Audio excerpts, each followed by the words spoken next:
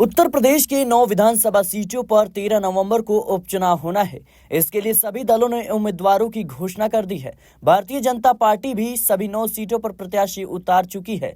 हालांकि पार्टी ने एक बार फिर से एक भी मुस्लिम प्रत्याशी को टिकट नहीं दिया है। पार्टी की इस रणनीति पर यूपी बीजेपी के अध्यक्ष भूपेंद्र चौधरी ने पहली बार खुलकर बात की है। भूपेंद्र चौधरी ने इसके पीछे का कारण भी बताया।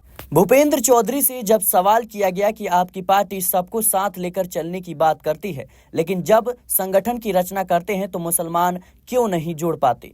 अब भी भारतीय जनता पार्टी जब टिकट देने की बारी आती है तो मुस्लिम उम्मीदवारों को टिकट क्यों नहीं देती? इस सवाल के जवाब में भूपेंद्र चौधरी ने कहा कि सभी राजनीतिक दलों की चुनाव लड़ने की अपनी प्रक्रिया है। हम जीत के हिसाब से योजना बनाकर चुनाव लड़ते हैं। जहां तक आपने मुस्लिम समाज की बात कही, हम एक ऐसी पार्टी है जो सबको साथ लेकर चलते हैं। हम सभी को बराबर प्रतिनिधित्व देने की बात कहते हैं। अभी हमने जो नए सदस्य बनाए हैं उसमें बड़ी संख्या में अल्पसंख्यक भी मौजूद हैं। अंत में उन्होंने कहा कि चुनावी राजनीति में अपने विचार को प्रभावी रूप से समाज के सामने रखने के लिए और राजनीतिक दृष्टि से प्रभावी परिणाम लाने पर हमारा फोकस होता है और हम लोग उसी हिसाब से आगे बढ़ते हैं। हमारी प्राथमिकता सिर्फ चुनाव लड़ना ही नहीं बल्कि जीतना भी होता है।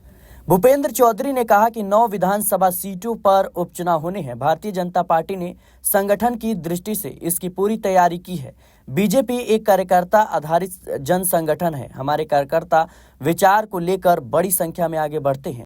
हमने बूथ स्तर से लेकर आगे तक इन चुनावों को फोकस करके तैयारी की है। हमारी पूरी तैयारी है। इस चुनाव को लेकर हम सभी लोग पूरी तैयारी के साथ माननीय सीएम योगी आदित्यनाथ की अगुवाई में चुनाव जीतेंगे। फिलहाल देखा जाए तो अखिलेश यादव भी पूरी तरीके से उपचुनाव को लेकर तैयारी में है और ऐसे में देखना होगा कि उपचुनाव में किसकी जीत होती है। फिलहाल के लिए इस रिपोर्ट में इतना ही। देश और दुनिया की तमाम खबरों के लिए बने रहे नेक्स्ट 9 पॉलिटिकल बाइट के साथ।